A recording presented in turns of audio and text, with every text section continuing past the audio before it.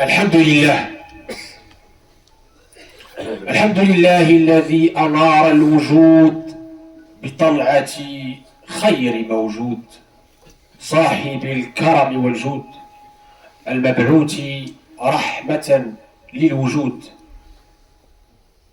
صاحب الخلق العظيم، سيد الأولين والآخرين، قائد الغر المحجلين إلى جنات النعيم، صاحب الوجه الجميل والطرف الكحيل والخد الأسيل والكوثر والسلسبيل، عليه أفضل الصلاة وأزكى التسليم، وعلى آله الطاهرين الطيبين وصحابته الأكرمين أجمعين.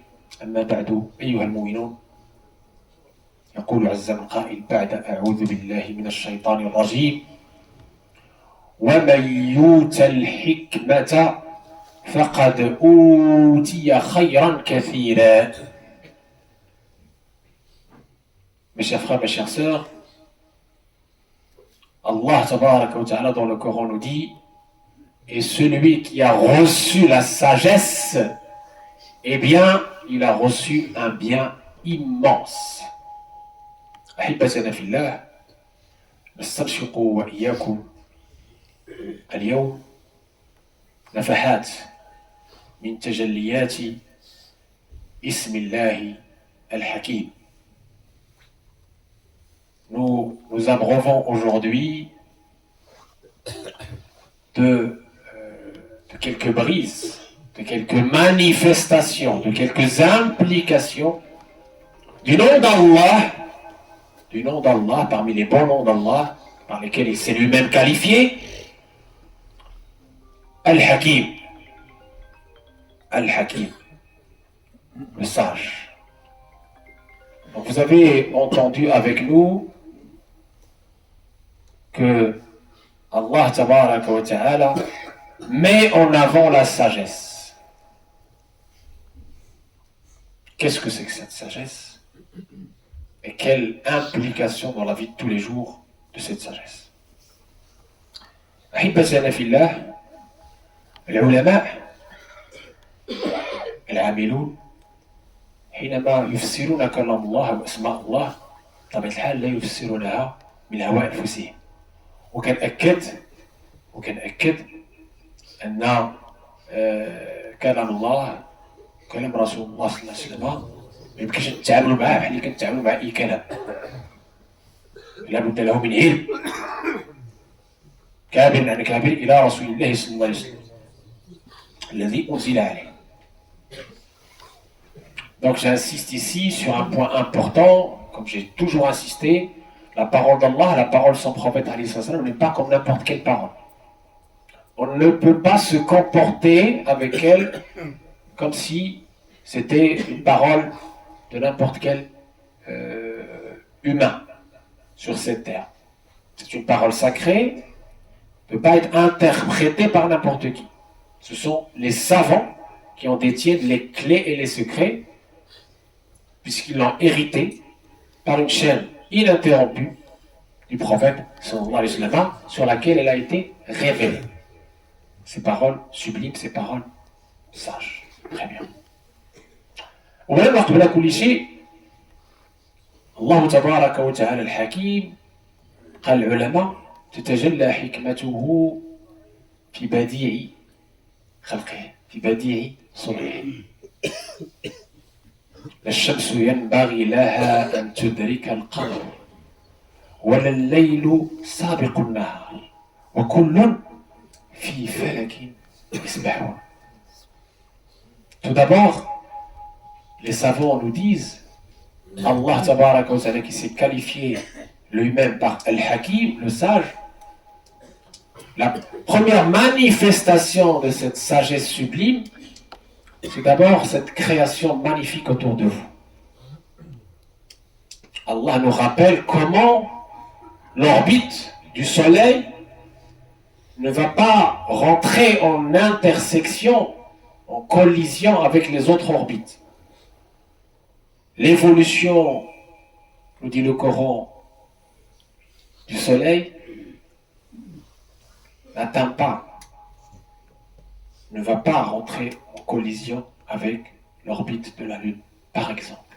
La succession du jour et de la nuit est telle qu'on la voit, millimétrée, organisée. Tout est millimétré, organisé, de façon impeccable, infaillible.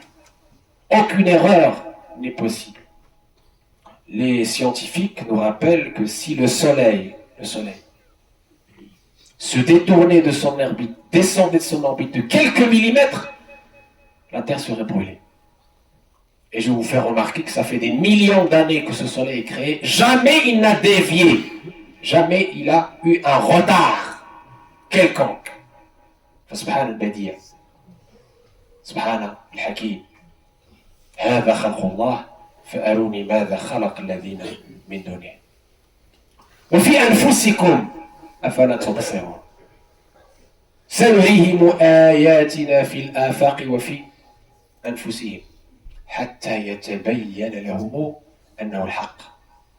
Et en nous-mêmes aussi, il y a ces signes, les signes de sa sagesse. Ne crée rien en vain. En nous-mêmes, vous savez, les cellules que nous avons, les anticorps, les globules blanches, ils ont des trajectoires millimétrées, des chemins précis. Ils travaillent jour et nuit sans se lasser, sans retard, de façon parfaite. Qui peut mieux? Personne. Qui peut créer ce que Allah a créé? Personne. Cette sagesse, elle est dans ces signes, intérieurs et extérieurs. À nous de méditer ces signes. À nous de méditer dans sa création, pour qu'on puisse s'inspirer de cette magnifique et sublime création qui ne peut pas être égalée. إن الذين تدعون من دون الله لن يخلقوا ذبابا ولو اجتمعوا له. Allah dans le Surat al-Hajj a mis au défi les scientifiques, les savants de l'univers pour créer une mouche. Et j'ai vu des rapports aujourd'hui de nos scientifiques d'aujourd'hui sur la mouche, la complexité de son système nerveux, les radars supersoniques dont elle dispose, etc. Cette petite créature qui peut vous paraître insignifiante, en elle-même, elle détient des secrets incroyables que même les scientifiques d'aujourd'hui n'ont pas su percer, dévoiler, démystifier. Subhanallah, al-Hakim al-Khabir. Et mes chers frères, mes chères sœurs, deuxième volet de cette sagesse, c'est que Allah, subhanahu wa ta'ala, a manifesté sa sagesse chez les meilleurs de ses créatures, ses prophètes et ses messagers,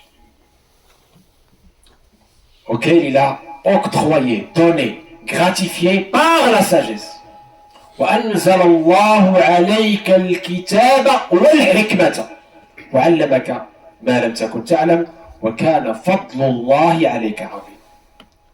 Et Allah t'a révélé le livre et la sagesse. Il t'a appris ce que tu n'as jamais pu apprendre par ailleurs. Et la grâce d'Allah sur toi fut immense.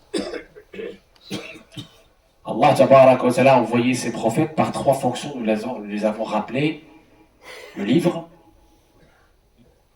la sagesse, l'ensemble de la sunna du prophète orale, comportementale, etc. Et c'est ce qu'il y a dont on a parlé tout à l'heure dans le bas, cette purification. Cette hikmah du prophète salam, elle doit être notre boussole, puisqu'il est notre modèle. Elle doit être notre référence. Cette hikmah, le prophète salam, nous apprend qu'elle doit être comme l'objet égaré, dans Dallatul Mu'min. Là où il la trouve, il est le plus digne de l'apprendre, de l'utiliser à bon escient, bien sûr. Le prophète, salam, déjà dans sa da'wa, dans son appel à Allah, dans son témoignage, Allah lui dit: Ud'u ila sabili rabbika bil hikmati. Bil hikmati. والموعظة الحسنة وجادلهم بالتي هي أحسن إن ربك هو أعلم من ضل عن سبيله وأعلم بالمهتدين. Allah déjà ordonne à son prophète et à travers lui à nous tous, il nous dit: appelle au chemin de ton Seigneur par la sagesse. La sagesse. Et la bonne exhortation. Et ne discute avec eux que de la manière la plus belle.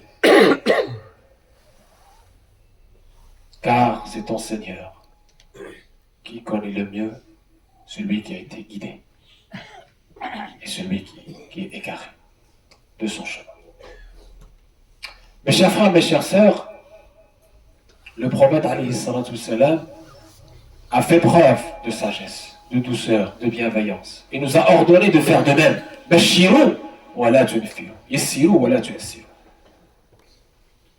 Parmi la sagesse sublime, c'est justement, d'abord et avant tout, comment avoir la bonne parole au bon moment, au bon contexte.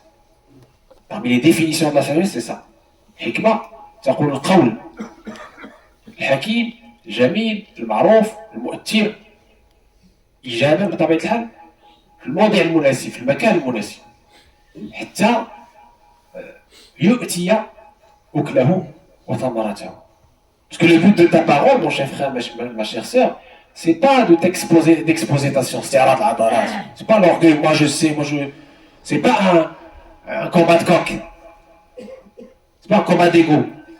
Le but de la parole, le but de l'appel à Allah, c'est pas d'exposer tes capacités d'éloquence, pas du tout. Le but, c'est de réaliser la mission qui t'a été donnée par Allah, qui est de rappeler, rappeler cette vérité originale, rappeler les gens, les amener vers cette lumière, orienter leur cœur vers leur Créateur, leur faire aimer le bienfaiteur suprême.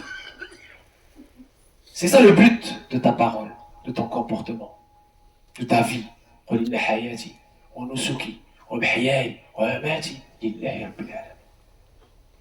C'est pas une parole futile. Le croyant, c'est pas, il dit une parole juste comme ça, moi je sais, moi je connais mieux que toi, Non. Ta parole, elle doit avoir un sens, un objectif. Si je vois que je n'atteins pas cet objectif, vaut mieux me taire.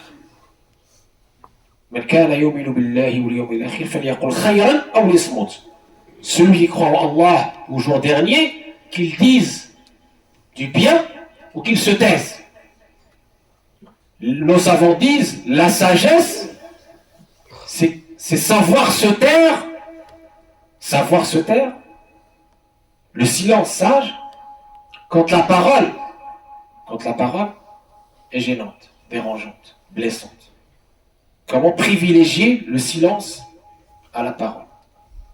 Le silence est un appel à Allah aussi. Le silence est un message aussi, qui peut être sublime, qui peut être meilleur qu'une parole rebutante. Voilà, tu es le firou, dit le prophète.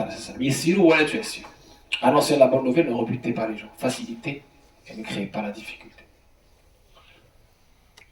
La sagesse, c'est aussi choisir entre faire et ne pas faire, et peut-être ne pas faire. Ne pas faire, même si cette chose à faire est importante. Exemple, que je vous ai déjà détaillé dans Taros al-Hadithiyya. Rasoul sallallahu alayhi wa sallam, il dit à Aïcha al-Mu'minin wa alimat al-Rijal, si ton peuple ne venait pas à peine d'embrasser l'islam, c'est-à-dire la jahiliya n'est pas loin, alors j'aurais détruit la Kaaba, vous imaginez ça? Et la reconstruit, et je l'aurais reconstruit sur les bases de Sina Ibrahim, car ton peuple a, quand il a reconstruit la Kaaba, il a dévié.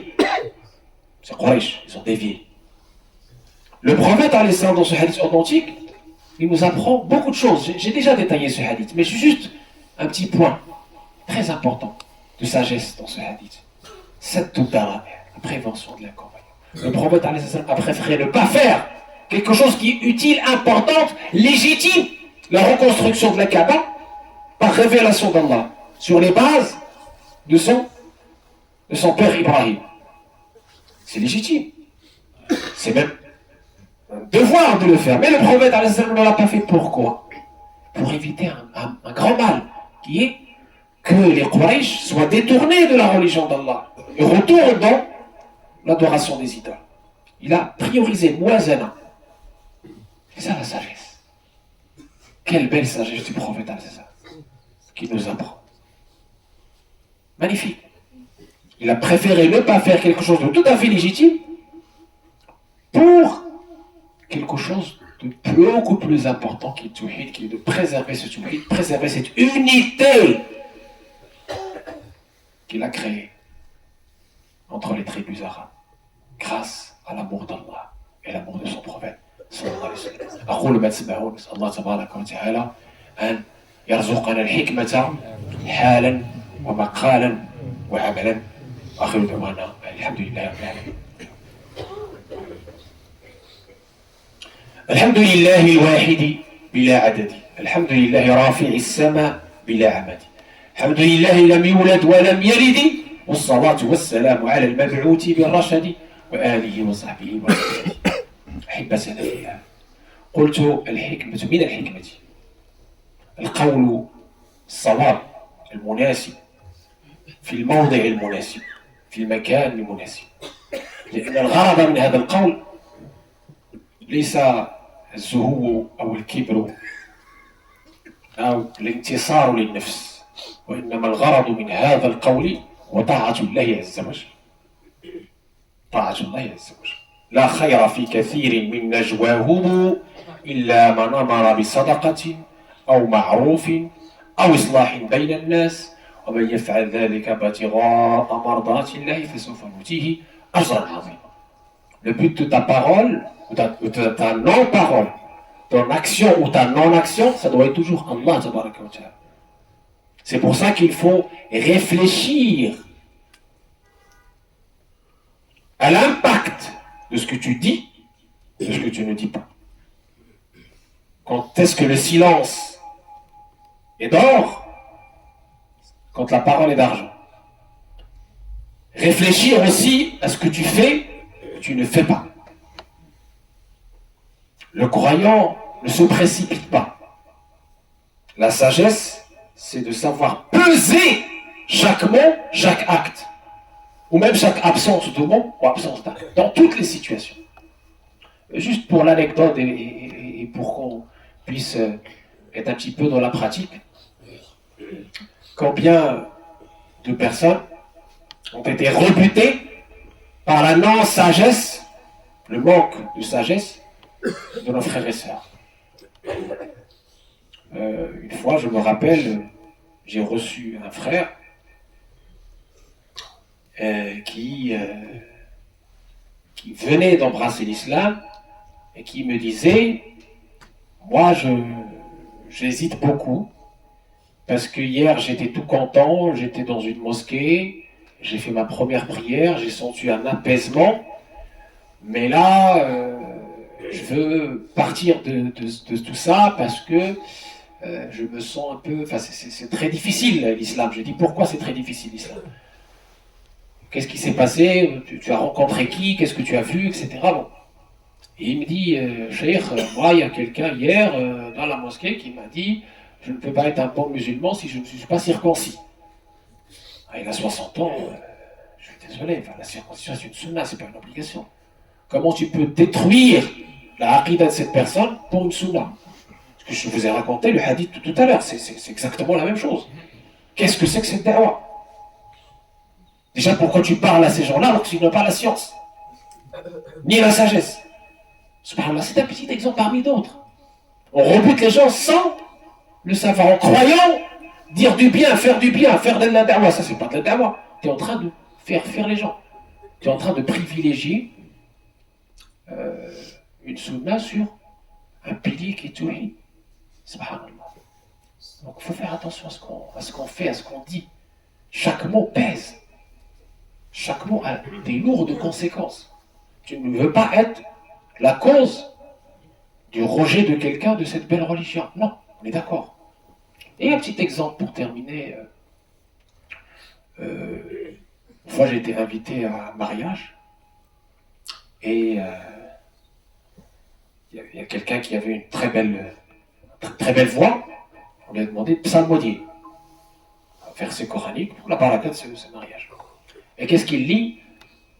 فإن طلقها فلا تحل له من بعد حتى تنكح زوجا غيره فإن طلقها فلا جناح عليهما أن يتراجعا إن ظنا أن يقيما حدود الله. يا أخي أنت معروض الزواج كان أولى أنك تقرأ آية يعني فيها لا نقول كلام الله كل بركة كل خير، لكن هذا كان موضع تكلم فيه عن الزواج. ومن آياته أن خلق لكم من أنفسكم وأزواجا وجعل بينكم مودة ورحمة. هذا من الحكمة. Et donc il nous parle tout de suite de divorce alors qu'on est dans un mariage. Il lit, ok, bon, on peut parler de ça avant le mariage, dans un atelier comme on l'a fait ici en préparation de master. Donc faites attention, même la parole d'Allah, on ne peut pas l'utiliser comme ça. Il faut être vigilant au contexte. Il faut être vigilant à l'impact qu'on va avoir et le pourquoi. Toujours cette niya qui doit nous accompagner dans nos actes et paroles. أقول ما تسمعون الله تبارك وتعالى أن يوفقنا لما يحبه ويرضاه، يجعلنا دعاة لا قضاة، يجعلنا خير سفراء لهذا الدين حارب وقال الله تبارك وتعالى فاصبروا les meilleurs ambassadeurs de cette belle religion par l'être et le paraître, par la bonne sagesse, par la douceur, par la beauté, par la bienveillance. اللهم يا ارحم الراحمين يا رب العالمين خذنا في غزه كلهم وليا ونصيرا يا ربي فرج كربهم يا ارحم الراحمين. Nos frères à Gaza au Soudan, ces opprimés, ces innocents qui souffrent aujourd'hui non seulement de terreur mais également de famine et de maladie, qu'Allah tabaraka wa ta'ala soulage leur peine. Allahumma ya arham rahimin, qu'Allah tabaraka wa ta'ala ramène la paix dans ce monde. Allahumma ya arham rahimin, جعلنا من الذين يستمعون القول فيتبعون احسنه. نطلب منا الدعاء اللهم شافي مرضانا عافي مبتلانا ارحم موتانا وليداتنا وليداتكم الله يصلحهم الله يرزقنا احنا واياكم حسن الخاتمه. qu'Allah tabaraka nous aide à transmettre à nos enfants les valeurs de cette belle religion. qu'Allah tabaraka nous aide à la bonne éducation de nos enfants, qu'ils soient sur les pas de Sayyidina Muhammad sallallahu alayhi wa sallam et qu'ils soient également les ambassadeurs de Sayyidina Muhammad, les meilleurs, par la beauté, par la douceur et par la science, accompagnée de sagesse. هذا وقت من الصلاة والتسليم على مكثرة الصلاة والسلام التي تعطى الأوزار وتنال منازل الأبرار وترفع الدرجات وتستجاب الدعوات. إن الله وملائكته يصلون على النبي يا أيها الذين آمنوا صلوا عليه وسلموا تسليما. اللهم صل على سيدنا محمد وعلى آل سيدنا محمد كما صليت على سيدنا إبراهيم وعلى آل سيدنا إبراهيم وبارك على سيدنا محمد وعلى آل سيدنا محمد كما باركت على سيدنا إبراهيم وعلى آل سيدنا إبراهيم في العالمين إنك حميد مجيد. صلاة تنجينا بها من جميع الأهوال والآفات وتقضي لنا بها جميع الحاجات وتطهرنا بها من جميع السيئات وترفعنا بها على الدرجات وتبلغنا بها أقصى الغايات من جميع الخيرات في الحياة وبعد الممات. آمين والحمد لله رب العالمين. قوموا إلى صلاتكم يرحمكم الله.